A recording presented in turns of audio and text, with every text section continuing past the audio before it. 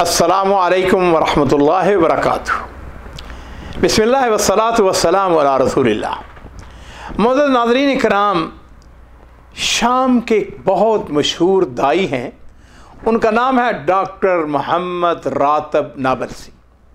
मेरे बड़े पसंदीदा हैं और सच्ची बात यह है कि मैंने उनको बहुत सुना है।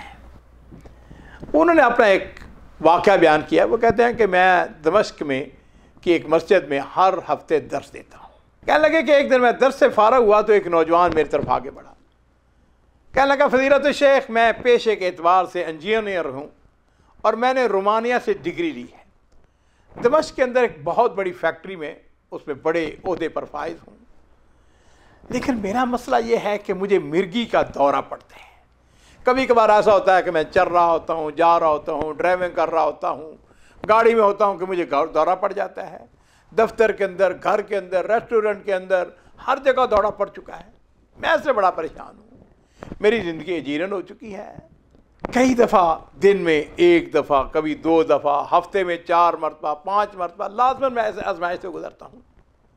शेख मेरी मदद फरमाएँ, मुझे बताएं कि आखिर मेरा कसूर क्या है, ये मेरे साथ क्यों है, दूसरा शख्स के साथ क्यों नहीं है। तो शेख फरमाते हैं कि मेरे ज़हन में ख्याल आया कि मिर्गी का दिमाग के साथ बड़ा गहरा ताल्लुक है। ये एक मर्द है। क्या लगे, मैंने सोचना शुरू कर दिया कि मैं इस नौजवान को क्या जवाब दूँ। मगर इस नौजवान का मुझसे ये सवाल था कि आखिर मैं ही इस मर्ज़ में क्यों मुब्तला हूँ, दूसरे लोग क्यों नहीं हैं, किसी और को ये मर्ज़ क्यों लाहक नहीं है। वो नौजवान मुझसे जवाब चाहता था, वो इलाज के हवाले से गुफ्तगू नहीं करना चाहता था। इलाज तो वो करवा रहा था, इंजीनियर था, जी बड़ी फैक्ट्री के अंदर बड़े ओहदे पर फायज था। दूसरे अल्फाज में वो मुझसे ये कह रहा था कि शेख ये बताएं कि अल्लाह मेरे साथ ऐसा क्यों करते हैं। शेख कहते हैं, मैंने उसे कहा ऐसा करो, मेरे घर आ जाओ। मैंने उसको अपने घर आने की दावत दी। मैं उसके और करीब हो गया। वो खामोशी और तवज्जो से मेरी गुफ्तगू सुन रहा था। शेख कहते हैं, मैंने उससे कहा ये नामुमकिन है, 1000 बार नामुमकिन है कि अल्लाह ताला अपने बंदे को ऐसी चीज़ या ऐसे मर्ज़ में मुब्तला करे कि वो उससे परेशान होकर उसे तंग हो या उसे दर्द हो। अगर वो अपने रब के साथ सच्चा है, मुस्तकीम है, तो फिर नामुमकिन है कि उसे कोई परेशानी आए। इसलिए अल्लाह ताला कुरान पाक के अंदर इरशाद फरमाते हैं कि मा यफ़रुल्लाहु बिअज़ाबिकुम इन शकरतुम व आमनतुम व कान अल्लाहु शाकिरन अलीमा। यानी अल्लाह ताला तुम्हें अजाब दे के क्या करेगा, उसे क्या पड़ी है कि तुम्हें अजाब दे। अगर तुम कामों के अंदर अच्छाई करते हो, अल्लाह और उसके रसूल पर ईमान रखते हो, अल्लाह हर चीज़ से बेनियाज और बेपरवाह है। हाँ, अल्लाह ताला अपने बंदों को बाज़ औक़ात उसके गुनाहों की वजह से थोड़ा सा अजाब देता है ताकि वो सीधे हो जाए। मा यफ़रुल्लाहु बिअज़ाबिकुम इन शकरतुम व आमनतुम। अगर तुम अल्लाह का शुक्र भी अदा करते हो, अल्लाह के ऊपर ईमान भी रखते हो, तो फिर अल्लाह तुम्हें अजाब दे के क्या। तो शेख कहते हैं कि मेरी इस गुफ्तगू का उस पर बड़ा असर हुआ। कहने लगा, शेख मुझको बताएं कि मुझे क्या करना चाहिए।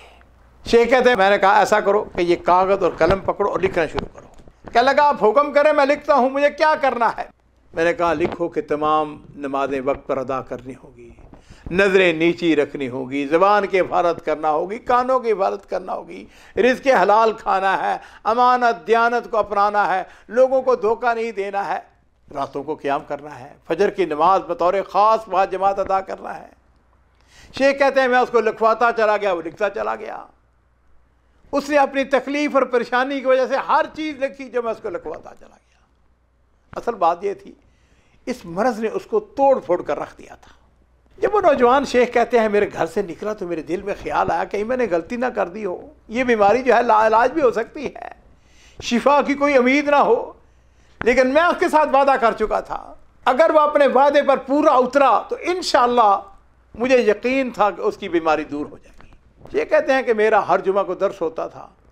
अगले जुमा को ये नौजवान आया, मेरे साथ हाथ मिलाया, कहने लगा, फजीलत शेख, अल्हम्दुलिल्लाह मैंने आपसे जो वादा किया था उस पर पूरा उतरा और ज़िंदगी में पहली बार ऐसा हुआ है कि इस हफ्ता में मुझको दौरा नहीं पड़ा है। शेख कहते हैं جب میں نے اس کی یہ بات سنی تو مجھے اتنی خوشی ہوئی کہ گویا میں نے دنیا جہان کی مسرت حاصل کر لی، میں دنیا کا بادشاہ بن گیا ہوں۔ میں نے اللہ تعالیٰ سے اس کی استقامت کی دعا کی اور اسے کہا کہ انشاءاللہ تمہیں شفائے کاملہ ہوگی۔ اگلے جمعے پھر وہ آیا، کہنے لگا الحمدللہ اس ہفتہ پھر مجھے مرگی کے دورہ نہیں پڑا۔ تیسرے چوتھے ہفتے وہ ہر ہفتے آ کے مجھے کہتا شیخ اس ہفتے بھی الحمدللہ مجھے دورہ نہیں پڑا۔ آپ تصور کر سکتے ہیں ناظرین کرام، شیخ کہتے ہیں کہ مجھے کتنی خوشی ہوتی ہوگی، میں خوشی کے مارے ہواؤں میں اڑ رہا تھا۔ میں نے اس سے جو وعدہ کیا تھا وہ تو اللہ تعالیٰ کے فرمان کی تائید میں کیا تھا، اللہ تعالیٰ نے اپنے فضل و کرم سے اس کے دوروں کو دور کر دیا۔ شیخ کہتے ہیں کچھ 6 ہفتے گزر گئے، ایک دفعہ ایسا ہوا کہ میرے درس میں شریک نہیں ہوا۔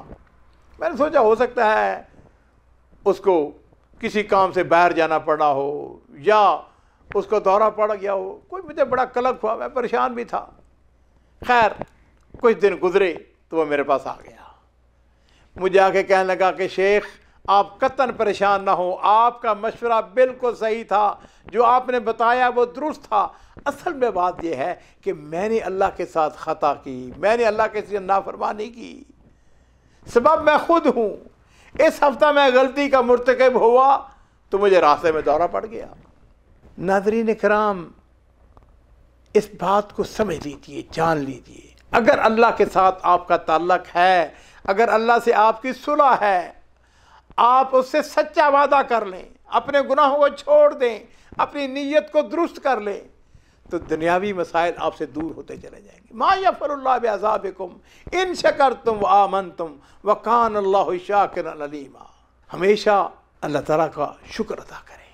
مجھے اپنے ایک سعودی دوست کی بات یاد آ گئی۔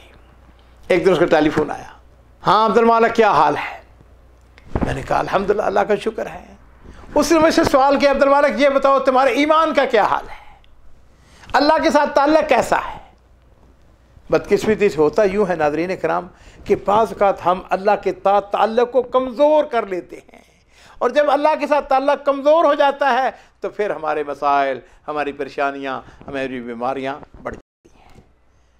یاد رکھیے اپنے تعلق کو اپنے رب کے ساتھ اور گہرا اور مضبوط بنائیں۔